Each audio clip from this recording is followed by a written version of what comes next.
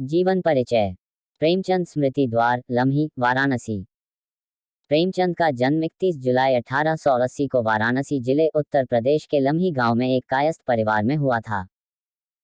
उनकी माता का नाम आनंदी देवी तथा पिता का नाम मुंशी अजायब राय था, जो लम्ही में डाक मुंशी थे। उनका वास्तविक नाम धनपत राय श्रीवास्तव था। प्रेमचंद की आरंभिक शिक्षा फारसी में हुई। प्रेमचंद के माता पिता के संबंध में रामविलास शर्मा लिखते हैं कि जब वे 7 साल के थे तभी उनकी माता का स्वर्गवास हो गया। जब 15 वर्ष के हुए तब उनका विवाह कर दिया गया और 16 वर्ष के होने पर उनके पिता का भी देहांत हो गया। इसके कारण उनका प्रारंभिक जीवन संघर्षमय रहा। प्रेमचंद के जीवन का साहित्य से क्या संबंध है, इस बात की पुष्टि रामविलास शर्मा के इस कथन से होती है कि सौतेली माँ का व्यवहार, बचपन में शादी, पंडे पुरोहित का कर्मकांड, किसानों और क्लर्कों का दुखी जीवन, यह सब प्रेमचंद ने 16 साल की उम्र में ही देख लिया था। इसीलिए उनके ये अनुभव एक जबरदस्त सच्चाई लिए हुए उनके कथा साहित्य में झलक उठे थे। उनकी बचपन से ही पढ़ने में बहुत रुचि थी। 13 वर्ष की उम्र में ही उन्होंने तिलिस्मे होशरुबा पढ़ लिया और उन्होंने उर्दू के मशहूर रचनाकार रत्ननाथ, शरसार, मिर्जा हादी रुस्वा और मौलाना शरर के उपन्यासों से परिचय प्राप्त कर लिया। उनका पहला विवाह 15 साल की उम्र में हुआ। 1906 में उनका दूसरा विवाह शिवरानी देवी से हुआ, जो बाल विधवा थीं। वे सुशिक्षित महिला थी जिन्होंने कुछ कहानियां और प्रेमचंद घर में शीर्षक पुस्तक भी लिखी। उनकी 3 संतानें हुई, श्रीपत राय, अमृत राय और कमला देवी श्रीवास्तव। 1898 में मैट्रिक की परीक्षा उत्तीर्ण करने के बाद वे एक स्थानीय विद्यालय में शिक्षक नियुक्त हो गए। नौकरी के साथ ही उन्होंने पढ़ाई जारी रखी। उनकी शिक्षा के संदर्भ में रामविलास शर्मा लिखते हैं कि 1910 में अंग्रेजी, दर्शन, फारसी और इतिहास लेकर इंटर किया और 1919 में अंग्रेजी, फारसी और इतिहास लेकर B.A. किया। 1919 में B.A. पास करने के बाद वे शिक्षा विभाग के इंस्पेक्टर पद पर नियुक्त हुए। 1921 में असहयोग आंदोलन के दौरान महात्मा गांधी के सरकारी नौकरी छोड़ने के आह्वान पर स्कूल इंस्पेक्टर पद से 23 जून को त्यागपत्र दे दिया। इसके बाद उन्होंने लेखन को अपना व्यवसाय बना लिया। मर्यादा, माधुरी आदि पत्रिकाओं में वे संपादक पद पर कार्यरत रहे। इसी दौरान उन्होंने प्रवासी लाल के साथ मिलकर सरस्वती प्रेस भी खरीदा तथा हंस और जागरण निकाला। प्रेस उनके लिए व्यावसायिक रूप से लाभप्रद सिद्ध नहीं हुआ।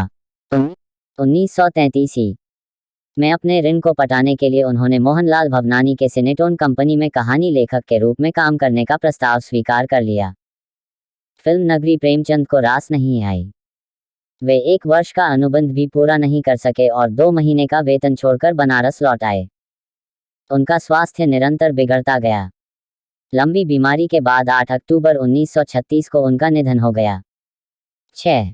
साहित्यिक जीवन। प्रेमचंद के साहित्यिक जीवन का आरंभ 1901 से हो चुका था। 7. आरंभ में वे नवाब राय के नाम से उर्दू में लिखते थे। प्रेमचंद की पहली रचना के संबंध में रामविलास शर्मा लिखते हैं कि प्रेमचंद की पहली रचना, जो अप्रकाशित ही रही, शायद उनका वह नाटक था जो उन्होंने अपने मामा जी के प्रेम और उस प्रेम के फलस्वरूप चमारों द्वारा उनकी पिटाई पर लिखा था। इसका जिक्र उन्होंने पहली रचना नाम के अपने लेख में किया है। 8. उनका पहला उपलब्ध लेखन उर्दू उपन्यास असरारे माबिद 9 है, जो धारावाहिक रूप में प्रकाशित हुआ। इसका हिंदी रूपांतरण देवस्थान रहस्य नाम से हुआ। प्रेमचंद का दूसरा उपन्यास हमखुरमा व हमस्वाब है, जिसका हिंदी रूपांतरण प्रेमा नाम से 1907 में प्रकाशित हुआ। 1908 में उनका पहला कहानी संग्रह सोजे वतन प्रकाशित हुआ। देशभक्ति की भावना से ओतप्रोत इस संग्रह को अंग्रेज सरकार ने प्रतिबंधित कर दिया और इसकी सभी प्रतियां जब्त कर लीं और इसके लेखक नवाब राय को भविष्य में लेखन न करने की चेतावनी दी। इसके कारण उन्हें नाम बदलकर प्रेमचंद के नाम से लिखना पड़ा। उनका यह नाम दयानारायण निगम ने रखा था। 10. प्रेमचंद नाम से उनकी पहली कहानी बड़े घर की बेटी जमाना पत्रिका के दिसंबर 1910 के अंक में प्रकाशित हुई। 1915 में उस समय की प्रसिद्ध हिंदी मासिक पत्रिका सरस्वती के दिसंबर अंक में पहली बार उनकी कहानी सौंत नाम से प्रकाशित हुई। 1918 में उनका पहला हिंदी उपन्यास सेवा सदन प्रकाशित हुआ। इसकी अत्यधिक लोकप्रियता ने प्रेमचंद को उर्दू से हिंदी का कथाकार बना दिया। हालांकि उनकी लगभग सभी रचनाएं हिंदी और उर्दू दोनों भाषाओं में प्रकाशित होती रहीं। उन्होंने लगभग 300 कहानियां तथा 1.5 दर्जन उपन्यास लिखे। 1921 में असहयोग आंदोलन के दौरान सरकारी नौकरी से त्यागपत्र देने के बाद वे पूरी तरह साहित्य सृजन में लग गए। उन्होंने कुछ महीने मर्यादा नामक पत्रिका का संपादन किया।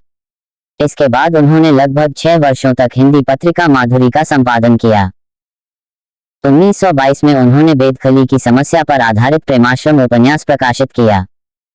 1925 में उन्होंने रंगभूमि नामक वृहद उपन्यास लिखा, जिसके लिए उन्हें मंगल प्रसाद पारितोषिक भी मिला।